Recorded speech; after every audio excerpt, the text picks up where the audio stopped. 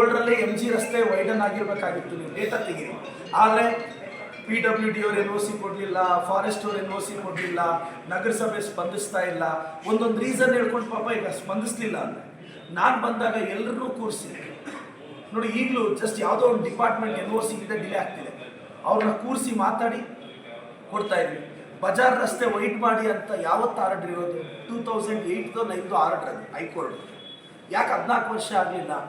ಇವಾಗ ಬಜಾರ್ ರಸ್ತೆಗೆ ನಾನು ಈಗಾಗಲೇ ಮುಖ್ಯಮಂತ್ರಿಗಳು ಕೊಟ್ಟಿರೋ 50 ಕೋಟಿಯಲ್ಲಿ 10 ಕೋಟಿ ರೂಪಾಯಿ ಅನುದಾನ ಮೀಸಲಿಟ್ಟಿದ್ದೀನಿ. ನಾನು ಈಗ ಹೊಡಿಯೋಕ್ಕೆ ಸ್ಟಾರ್ಟ್ ಮಾಡಿದ್ರೆ 1 ತಿಂಗಳು ಹೊಡಿಬೋದು.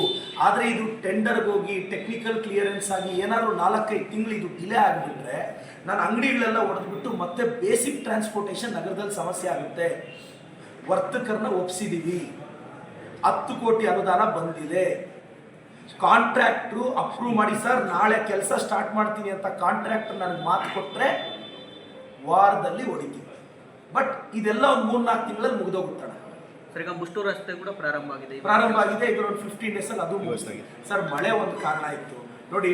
ನಾವು ಅವ್ರೇನು ಹೇಳಿದ್ರು ಸರ್, ಒಂದು ಕಡೆ ಬ್ಲಾಕ್ ಮಾಡಿ ಒಂದು ಕಡೆ ಓಪನ್ ಮಾಡಿದ್ರೆ ನಾವು ಲೇಟ್ ಆಗುತ್ತೆ, 2 ಕಡೆ ಬ್ಲಾಕ್ ಮಾಡ್ತೀವಿ ಅಂದರೆ ಸ್ಥಳೀಯವಾಗಿ ವಿರೋಧ ಮಾಡಿದ್ರು. ನಾನು ಹೇಳಿದ್ರೆ ಸ್ವಲ್ಪ ದಿನ ಬ್ಲಾಕ್ ಮಾಡಿ ಕ್ಲಿಯರ್ ಮಾಡಿಬಿಡ್ರಪ್ಪ, ಮಳೆ ಬರುತ್ತೆ ಅಂತ. ಅದು ಕ್ಲಿಯರ್ ಆಗುತ್ತೆ. ದಿನ್ನೆ ಹೊಸಳ್ಳಿ ರೋಡ್ ಕಂಪ್ಲೀಟ್ ಆಗುತ್ತೆ, ಜಡಲ್ ತಿಮ್ಮನಹಳ್ಳಿ ರೋಡು ಕಂಪ್ಲೀಟ್ ಆಗಿದೆ. ನಂದಿ ರೋಡು 8 ಕೋಟಿ ನಿಮಗೆ ಟೆಕ್ನಿಕಲ್ ಪ್ರಾಬ್ಲಮ್ ಹೇಳ್ತೀನಿ. ಇವತ್ತು ಕೇಸ್ ಇದೆ ನಗರೋತ್ಥಾನದ್ದು. ಏನಾಗಿತ್ತು ಅಲ್ಲವರು ಟೆಕ್ನಿಕಲ್ ಸಮಸ್ಯೆ ಮಾಡಿಕೊಂಡು ಒಬ್ಬ ವ್ಯಕ್ತಿ ಕೋರ್ಟ್ಗೆ ಹೋಗಿದ್ದಾನೆ. ಕೋರ್ಟ್ಗೆ ಏನಂದರೆ BJP ಪಕ್ಷದ ಪ್ರೇರಣೆಯಿಂದ ಒಬ್ಬ ವ್ಯಕ್ತಿ ಕೋರ್ಟ್ಗೆ ಹೋಗಿದ್ದಾನೆ.